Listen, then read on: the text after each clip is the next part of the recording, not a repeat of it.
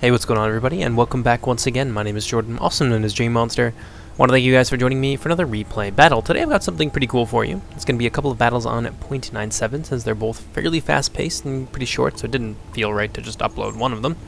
So I'm going to be showing you two 1v1s today, and the first one is going to be between Cardolan and Mordor. So let's go ahead and let's take a look at the Mordor army. This replay, by the way, was sent to me by Dreezy, so a big thank you to him for supporting the channel.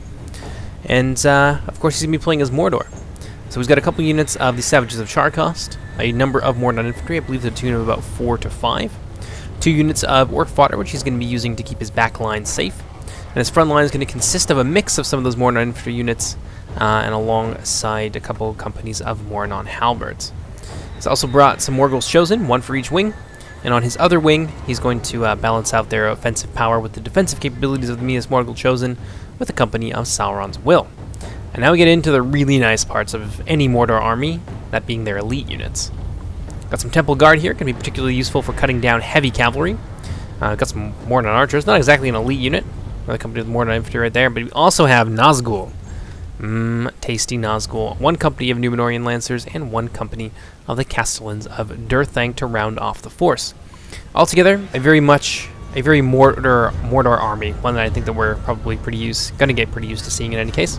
And of course, I forgot about them. Got some troll drummers as well. Gonna be incredibly useful for keeping the lower morale orcs in line and making them fight pretty well until the bitter end. But in any case, that does it for Dreezy's army. Let's go ahead and see what Cardolan is bringing to the battle today. Across the field from Dreezy, we have the forces of Cardolan, which are going to be played a little bit differently, I think, than what we're used to seeing Cardolan played as. This is going to be commanded by none other than Kurl himself, one of the lead developers for Age Reforged. He's got... oh, the lag.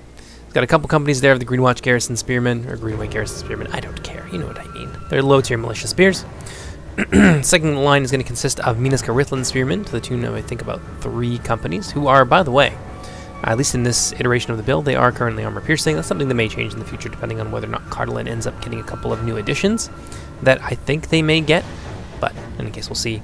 Third line consists of Minas Tirith Swordsmen. Got a couple of elites here as well. One company of the Tharbad Warhammers, one company of the Dunedain Captains. One company of the civilians as well, just to be irritating and to potentially throw them into situations you'd like to spare other more important units from.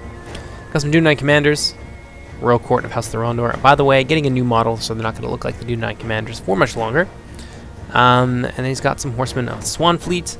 I think 2 companies of the Mercenary Cavalry, 1 company of Mercenary Crossbowmen, or perhaps 2 companies of Mercenary Crossbowmen. So a very infantry-heavy and cavalry-heavy Cardolan army, which looks like it's destined to be a rush build, which is unique as far as Cardolan armies go. So let's go ahead, jump into the replay, and see how this Cardolan rush army fares against the might of Mordor.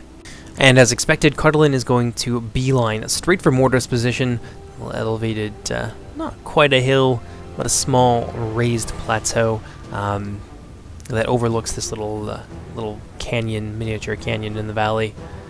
And this is going to be an interesting fight. The cavalry here is going to be where this fight is won or lost. Cardolan doesn't really have a ton of infantry killing power. They do have their 2 elites, of course, which will be useful for keeping their lower tier units in line. But Cardolan's killing power in their armies generally comes from their crossbow units and from their pikes as well. So a cavalry and not pike heavy army is going to be interesting, especially against Mordor's many lines of chaff infantry. Out here in the wings, you can see the Cardolan cavalry getting ready to do what they do best, harassing their Mordor counterparts, and trying to inflict some pretty solid damage against these units before they manage to move in. You can see that Cardolan has actually only committed a little bit of their horsemen. They're going to be keeping a couple companies here in reserve, namely a unit of Royal Court of House Thorondor, and of course the Dunedain Commanders as well. They're going to use their mercenary crossbowmen to try and harangue these 2 companies of Númenórean cavalry to the points where they are crippled and really not able to fend off the second wave of cavalry. So Cardolan's not pinning all their hopes here on just this first wave of cavalry, although it is quite formidable, and the Mordor cavalry here is definitely in danger of finding themselves pincered between two nicely balanced wings of cavalry. Númenórean Lancers here, tired of being shot at already. I don't blame them. They're going to go after the Mercenary Crossbowmen. Kurl-Gorchan's going to block that charge with a unit of Mercenary Cavalry. And the quality disparity between these 2 units is quite high. The Mercenary Cavalry are not exactly amazing, and you can see them taking some fairly heavy losses here, despite the Númenóreans being Lancer Cavalry. But as the fight begins to wear on, the melee prowess of the mercenary cavalry and the strong bonuses that they have against cavalry are going to begin to tell. And the Numenorean Lancers already having enough of this fight. You can see them begin to pull out here, losing about half of their unit in the process. Over here, Horsemen of the Swan Fleet taking advantage of all this chaos. They're going to try and take a pass at the Mordon archers, but instead, the last minute, they're going to veer off and collide into the rear of these Savages of Charcost. One of the more formidable units in the Mordor roster, at least in this particular build against Cardolan. Cardolan's lower melee defense and reliance on armor is certainly going to play into the hands of a unit like this, so I can understand the impetus behind Kurogoro-chan going for them immediately. It was a good target, and he didn't want to get sandwiched between the Orc Fodder and those archers, so he's going to pull out of there as quickly as possible. And yeah, I would have definitely prioritized that unit over the archers as well. They're well defended by spearmen, but this unit was left bare, and they were consequently laid to waste. Over half the unit, I believe, being cut down there, or just about nearly half. Castellans of Durthang over here, chasing down the mercenary crossbowmen. Mercenary crossbows look like they might get caught out here. An understrength company of mercenary cavalry going to move to block this formidable melee cavalry unit from Mordor. And that's going to leave them in a pretty tough position. Mercenary crossbows definitely where they need to be in order to inflict some serious casualties on the Castellans of Durthang. They will win this fight against the mercenary cavalry. However, with that crossbow support, that is another story. Horsemen of the Swan Fleet looking like they want to get another piece of the Mordor infantry line. And now, the Cardolan army, their infantry force in any case, has arrived on scene. And it seems like the plan here is to try and overwhelm one wing of the Mordor army and then roll up the rest of their line. Civilians have been deployed here in the front lines to try and pin the left wing of Mordor in place, while the rest of the Cardolan army forms up behind them, getting ready to launch their assault. Over here, Horsemen of the Swan Fleet charging into the Orc Fodder. It's a risky proposition, although there is a very large quality disparity between these units and the Orc Fodder. They can certainly do a lot of damage to them. However, loose formation like this is extremely useful against cavalry when you're talking about spearmen, because cavalry will quickly find themselves surrounded if they commit too deep. Kurogoro-chan doesn't want to make that mistake. He's going to pull out of there and go for a charge into the rear of the Castellans of Durthang while they get peppered by the mercenary crossbowmen. A great micro here on the part of Kurogoro-chan. Over on the other side, it seems like the mercenary cavalry have managed to clean up what remains of the Numenorean Lancers, so that's one of the cavalry units swept off the field, and now I think, or at least now is probably near the time when Kurogoro-chan is going to want to activate his second wave of cavalry, now that he's swept at least half of the Mordor cavalry from the field. Over here, the Castellans of Durthang down to very, very small numbers. Horsemen of the Swan Fleet facing certain defeat in this situation, but they are making a valuable sacrifice here by pinning the Castellans of Durthang in place for as long as they can, allowing those mercenary crossbowmen to do their bloody work. And while the rest of the Cardolan army kind of biding its time, certainly a very risky proposition. You don't want to get certain Cardolan units, especially the Greenway Garrison Spearmen, away from their support units where they can't have their morale buffed by them, because they will run very, very quickly. And you can see that here. This isn't really a fight that I'd say that they're losing, but nonetheless, they are already shaken, so that's something that you need to be concerned about as Cardolan. You want to keep your support units in close attendance to the main body of your army. Minas Tirith units here moving to flank the Minas Morgul Chosen. The armor piercing of these units is certainly going to go a long way against the heavy armor of the Minas Morgul Chosen, and the rest of the Cardolan army is following suit and charging towards their Mordor counterparts. Well, on the back here, what do we got? Mercenary Cavalry have now freed themselves from that engagement with what remained of that Numenorean Lancer unit. Over here, Royal Court of House Thorondor helping out the Horsemen of the Swan Fleet, who have been basically driven into the dust by the Castellans of Durthang. Castellans of Durthang have now been driven off the field, meaning that the Mordor forces are completely eradicated, and now Kurogoro-chan's powerful Lancer cavalry has an opportunity to do some seriously bloody work against the Mordor army. And this wing here being thoroughly overwhelmed, the Cardolan forces are definitely in command of Mordor's left wing. Over here, it seems that the Cardolandrim are making some serious headway against the Mordor forces, but this is where they're going to get a little bit thin on the ground, a little bit farther over here. Oof, not nearly as many hard-hitting units. Greenway Garrison Spearmen pretty well fighting unaided, while Mordor is moving in with a big flanking movement, looking to encircle the blobbed-up Cardolan army, which would almost certainly spell disaster for them. Now, I'm curious where the Cardolan elites are. So we've got the Tharbad Warhammers here driving hard against the Minas Morgul Chosen. It's really going to come down to just playing for time. The Troll Drummers are an instrumental tool in this matchup for Mordor. That's the only thing that's really keeping their line, I think, from beginning to become shaken and then wavering and then following suit with a very, very devastating rout from Mordor. So very nicely picked unit there. The Troll Drummers getting themselves a little bit closer just so they can buff the rest of the army as they move in. Over here, a lot of spearmen, some Minas Morgul Chosen, Sauron's Will. These guys are from the right wing, and they've been brought in to stiffen the resistance of the Mordor forces here in the center, while the rest of the Mordor orcs begin to try and roll up the Cardolan line, ultimately with the aim of surrounding them in their center. Let's see here. Mercenary Crossbowmen. We got Dunite Commanders. Now, this is really tough. The Dunite Commanders need to move and act very, very quickly, and I think their target is going to be the Mordor infantry and, of course, the Mordor halberds here. They're already beginning to flank the Cardolan army. You can see that disaster has struck. These fairly healthy Greenwatch Garrison Spearmen, or Greenway Garrison Spearmen, are broken, just like shivered like a rotten stick, essentially. And the Mordor forces are now able to complete this encirclement, and this is where it's going to get really ugly for Cardolan unless that cavalry can act quickly. There's a nice opportunity here to charge either into the flank or into the rear of these Mordor infantry, and looks like Kurogorochan is at least going to try and take it. He's going to try and surround the Mordor orcs here and do to them what they're doing to him. Ooh, we've got some nasty breaking over here as well. Minas Tirithlin's swordsmen, because of a lack of morale support, I think there's some more units in there that are thinking about routing. Tharbad Warhammers charging against the encircling units. I don't know if that's going to be enough. Where are those Dunedain captains? They are an incredibly important unit for Cardolan. You can see them over here, so they're not exactly where they need to be, but you can see the effect here. Over here, the Cardolan forces are just getting absolutely hammered.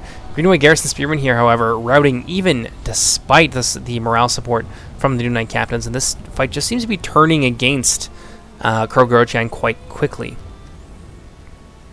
Let's see what we got over here. Mercenary Crossbowmen still running around in the back, still haranguing the Mordor forces, trying to at least maybe pull off some of the Mordor infantry from the main fight.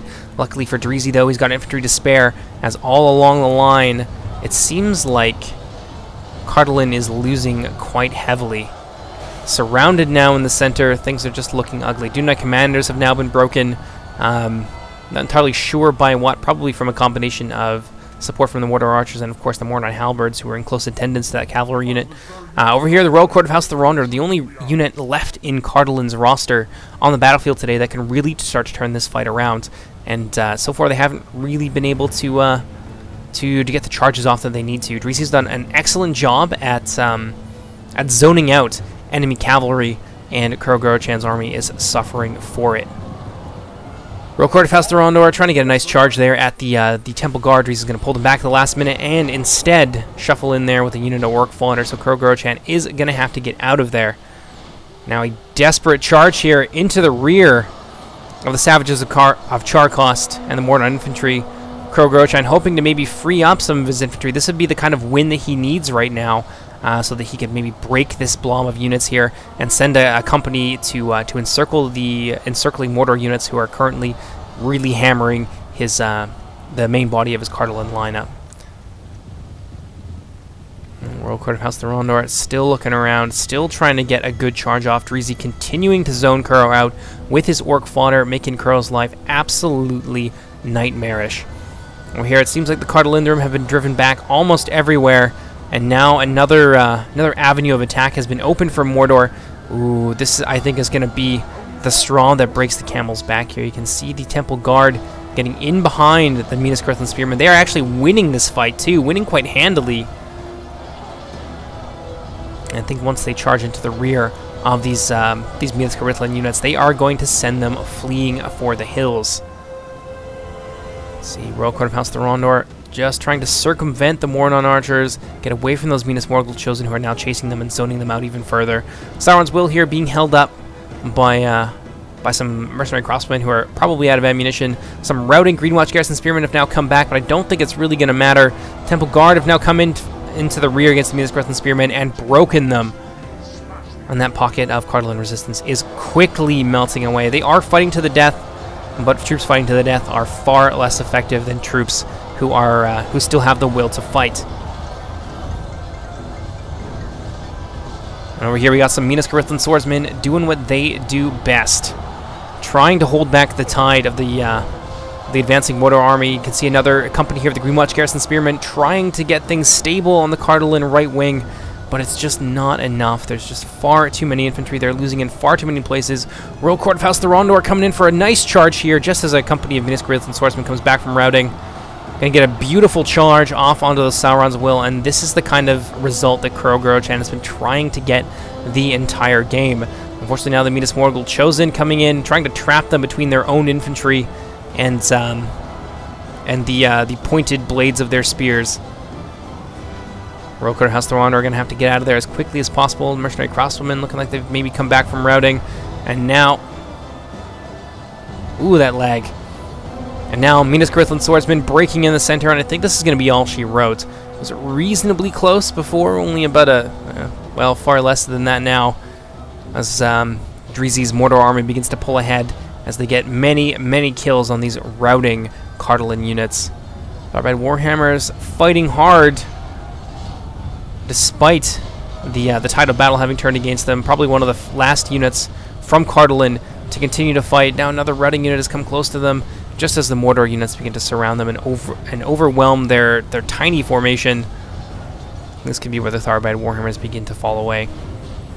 Royal Court of House Thorondor trying to get out of there as quickly as possible. Definitely a chance here to run into some Mornon infantry and cut them down. Looks like Cardolan's going to go for maybe an attack here against these Mornon halberds. I think at this point, Kurogoro-chan definitely realizes that he's lost the battle. There goes the Cardolan general. Ooh, and that might precipitate a rout here amongst the Royal Court of House Thorondor. Yes, with their king down, most of the Cardolan forces are going to tuck tail and run at this point. There's a few units, yeah, still running around out here, still in a panic. Tharbad Warhammers have now broken and are fighting to the death, and I think that's going to be it for this Cardolan army. They did pretty well for a non-standard composition that doesn't play to a lot of Cardolan's strengths. Cardolan, in my experience, tends to favor more balanced armies and rely on their crossbows and their pikemen a lot more. Still, an interesting way to use them. They definitely had Dreezy on the ropes for a little while, but Crow just wasn't able to get his cavalry working in the way they needed to, especially those two Lancer companies, the Dunedain commanders. If he was able to just run hammer and anvil strikes on the rear of the Mordor line, that would have been game over for Mordor. It doesn't matter how many troll drummers that they bring, but unfortunately, Dreezy was on top of it, zoning Crow out at every opportunity with his Orc Fodder, with his Minas Morgul Chosen, and ultimately that led to a victory. Kurogoro-chan lost time that he didn't have, and was ultimately overwhelmed by the Mordor, just the sheer numbers of Mordor forces in close quarters. Let's go ahead and let's turn up a little bit here. A nice charge here into the Nazgul by the Royal Court of House Thorondor. Unfortunately, most of them are going to die there. The rest are going to break and begin to flee again. I think maybe one of them managed to get out of there. Doesn't look like it. Mercenary Crossbowmen trying to rack up a few kills. Kurogoro-chan is not giving up that easily, it would seem.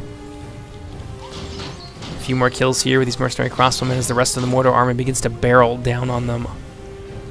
Mercenary Crossbowmen getting kite. Apparently that's the kind of fight this is going to be.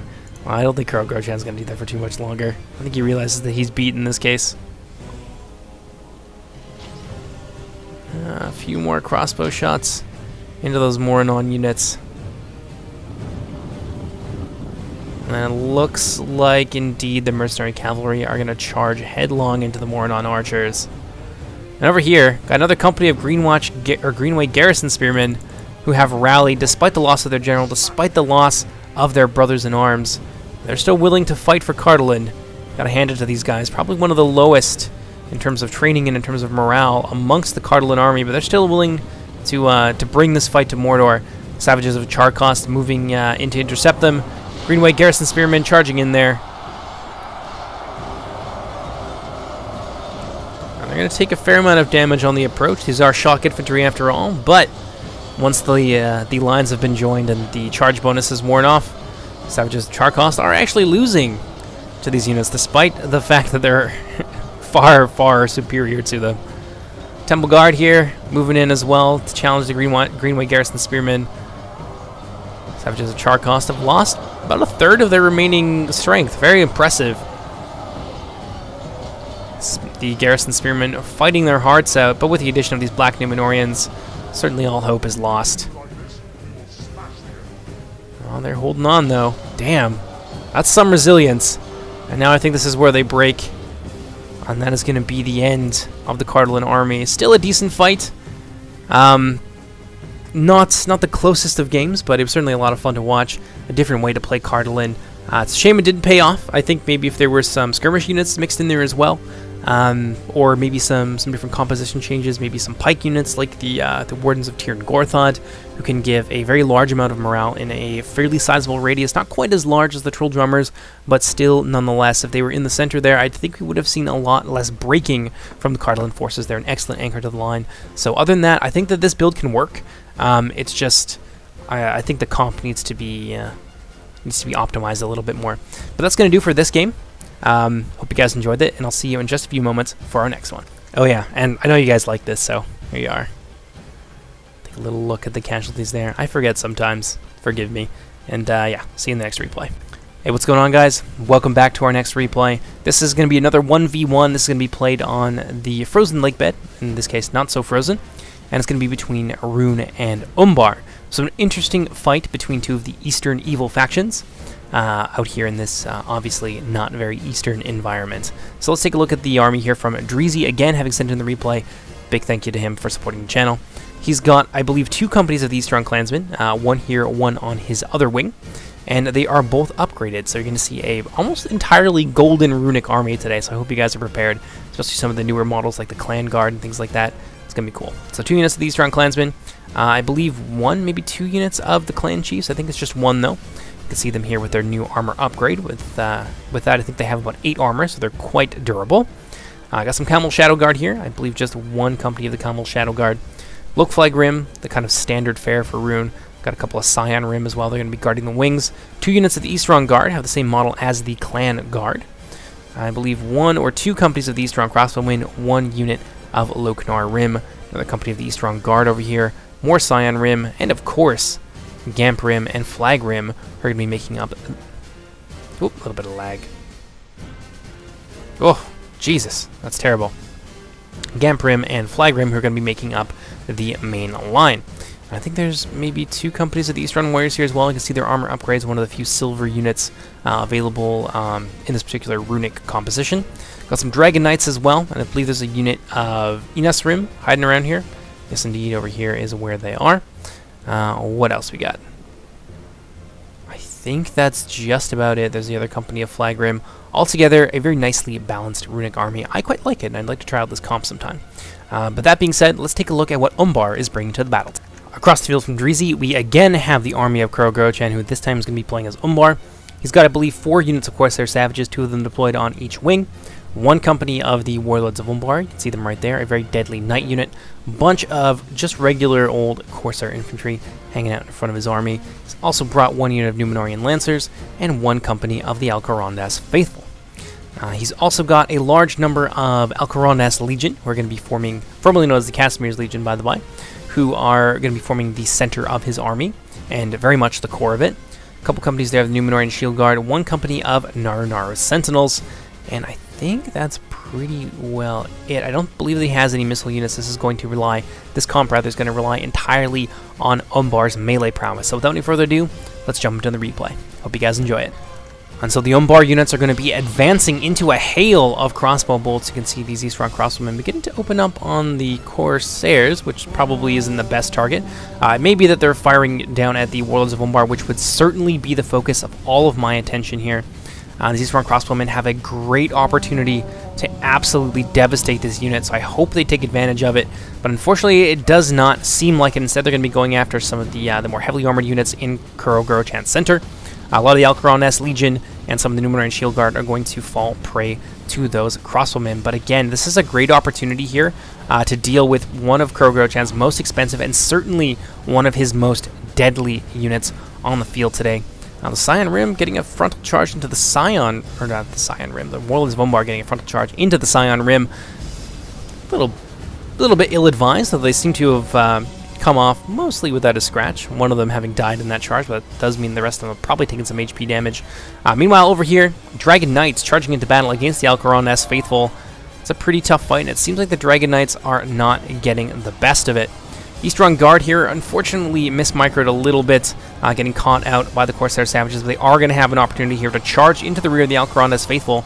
And these guys are two-handed spears. They have a nasty bonus versus cavalry, so Krogh-Grochan is going to want to get out of there as quickly as possible, and you can already see that tide beginning to turn.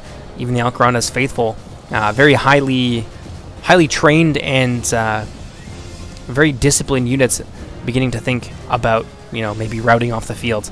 Over here, Eastron Clansmen facing off against the Corsair Light Infantry. I would give that fight to the Eastron Clansmen. Dreezy quickly bringing a unit out of his Eastron Warriors to stiffen his right wing and try and push back this enveloping assault. Meanwhile, in the center, it seems like this could potentially go either way, although in the direct center, Dreezy's armor-piercing units like his Flag Rim and his Gamp Rim seem to be getting the better of the Umbar Rim. Over here, ooh, very risky on the part of Krogh-Grochan. If those Warlords of Umbar had the Eastron Guard had seen the Warlords of Umbar coming and countercharged into them, this could be a very devastating affair. You can see some other cavalry units over here that could be used to entrap the Warlords of Umbar, but it looks to me like for a second time this battle, there's an opportunity to destroy these Warlords of Umbar, and Dreezy's going to let that slip through his grasp in favor of going for a nice hammer and anvil charge here against the Umbar line, which is suffering quite heavily at the hands of the Easterlings, it must be said.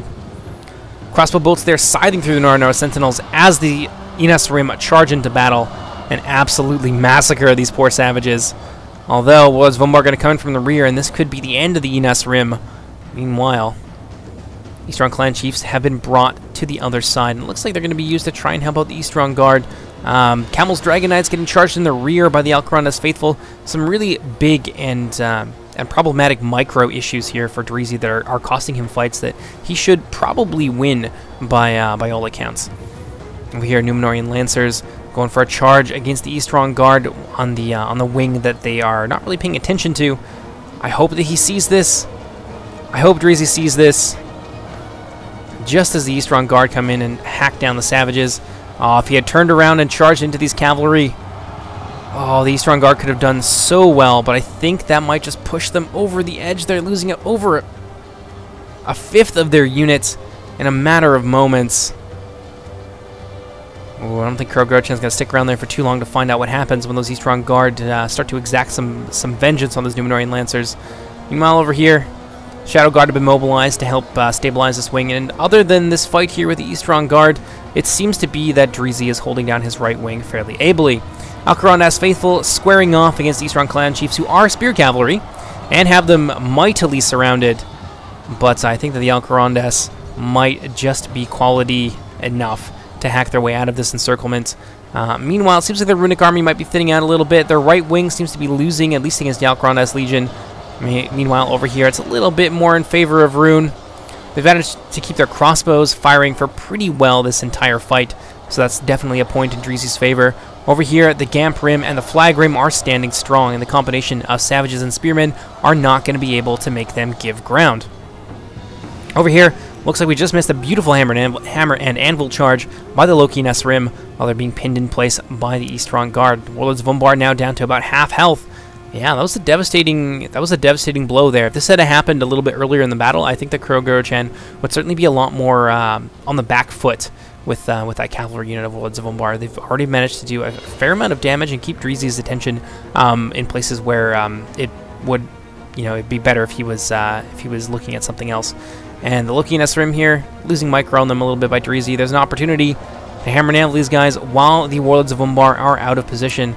Although, yep, Dreezy is going to recognize this, and he's going to go for that hammer and anvil strike here and try and free up some of his left wing to try and help his right. Meanwhile, over here, Krogh-Grochan has managed to get a breakthrough. The Alcaron S Legion have hacked their way through the Easterling battle line, and now they are engaging the support company here of the Eastron Warriors. Crossbowmen could shut this down pretty quickly. Over here, Alcaron S Legion are slowly but surely hacking their way through. And Dreezy is bringing some more Eastron warriors to bear against them. Eastron clansmen here could probably be used to tie down the Alcarondas Legion indefinitely, maybe even turn that fight against them. Over here we got some Camel Shadow Guard who are just kind of hanging around, not really doing too much. And that's pretty unfortunate to see. What do we got here? Numenorian Lancers going for a charge against the Eastron clansmen. This could be enough to maybe even rout them. They're not exactly the most quality unit, even if they kind of look like it. Beautiful charge there. Going to hack down a lot of Dreezy's infantry and thin out his reserves even further. Unfortunate. The Alcarondas Legion doing pretty well here. Ines Rim still trying to run some hammer and anvil strikes. We got some Is it one company of Eastron Guard here and some clansmen? Yes, indeed. We're looking like they want to try and finish off the Umbar right wing. That would be a great boon for Dreezy, freeing up the resources that he needs to turn the tides against Kurogurochan on his right wing. We got here another charge from the Numenorian Lancers into these hapless clansmen. There's not really anything that Dreezy has nearby that can stop this. We got here some Eastron warriors running, and disaster strikes. The Ines Rim get hacked down by what I presume was the Warlords of Umbar, or maybe just some missile fire or something. I'm not too sure what happened there, but Dreezy definitely lost his general at a very, very critical moment. Eastron Guard trying to zone out those Warlords of Umbar even further, while the Eastron clansmen begin to rout off some of the Corsair units, but the Numenorians, however, will stand strong for an extended period of time. Narnar Sentinels here, along with the Numenorian Spearmen. Most of these units are locked morale, so they're not going anywhere.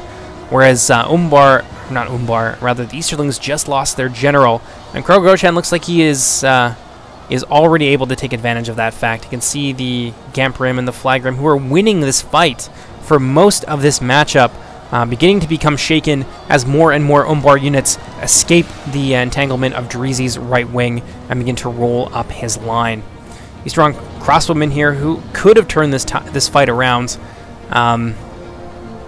Unfortunately, getting caught up in this brouhaha. Got some camels. Oh, the Shadow God over here just got charged in the rear by the Warlords of Umbar. If only this unit was shut down earlier. And now they're going to be forced to flee off the battlefield. Dreezy was definitely a lot more... Oof, sorry about the lag there. He's definitely a lot more on point with his ability to zone out Cav in the last game. There was a few opportunities here to really deal a death blow to some very important Umbar units, and unfortunately he just wasn't able to take advantage of that for whatever reason, hindsight being 20/20 and all. But yeah, definitely there were some choices here that I think have led us to this moment. Alcarondas Legion hacking down the Nar Rim. The Easterling battle line is pretty well broken. They have one on their left, and they're trying their best to encircle the Umbar center, and they're doing a fairly good job of it, but their units just need to stand strong and fight. 56 Gamp Rim here, now fleeing from the battlefield. The Warlords of Umbar are going to charge in there. I think there's some Flag Rim that got cut up in that as well. And that's going to break Dreezy's right wing well and truly, and for good this time. Alcarondas Legion now coming into the rear of the units fighting in the center. And this is, I think, going to be all she wrote. Yeah, and now those units panicking with the loss of their general, panicking with the loss of their right wing, are now going to begin to flee in all directions. And what was previously a very even fight has now turned around in favor of Umbar, and it looks like Umbar is going to be able to just mop up what remains. Let's go ahead, turn it up just a little bit here to ×2. You can see most of these runic units scattering in all directions. Got some Camel Shadow Guard, however, who have come back from routing. Fighting against the Alcarondas Faithful. They're going to win that fight no problem with the armor-piercing damage that they have. More Numenorian Lancers coming in here. These Numenorian Lancers were used to such great effect against Dreezy's army. Camel Shadow Guard now on the verge of routing. These guys are very high morale as well, about 15 or 16. And now with more reinforcements charging in, the Camel Shadow Guard are going to lose all hope. Begin to flee the battlefield. What do we got over here? Some Nar Rim. Doing what they can. Going after the Warlords of Umbar. Numenorian Lancers are going to reach them first. And they're going to get hacked down. There's another company of crossbowmen in the back there that have reformed. And let's see what they managed to accomplish for the runic army.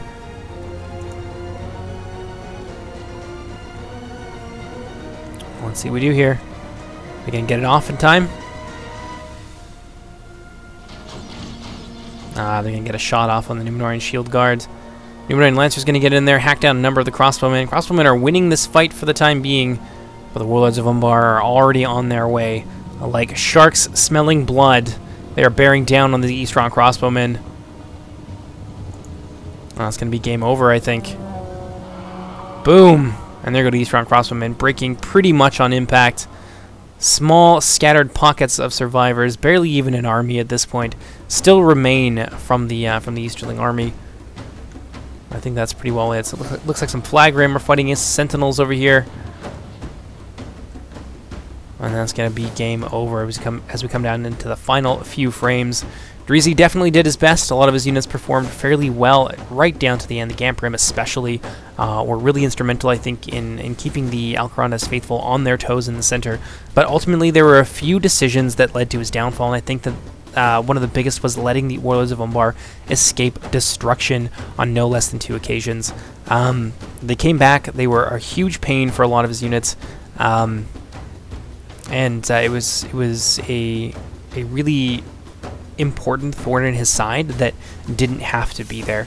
And if those warlords were dead, then maybe he could have brought over one of his companies of the Eastron Clan Guard to his right wing to help zone out those Numenorian Lancers that were giving him such trouble, and contributed greatly to the breaking of his right wing and ultimately the defeat of his army after they surrounded his center.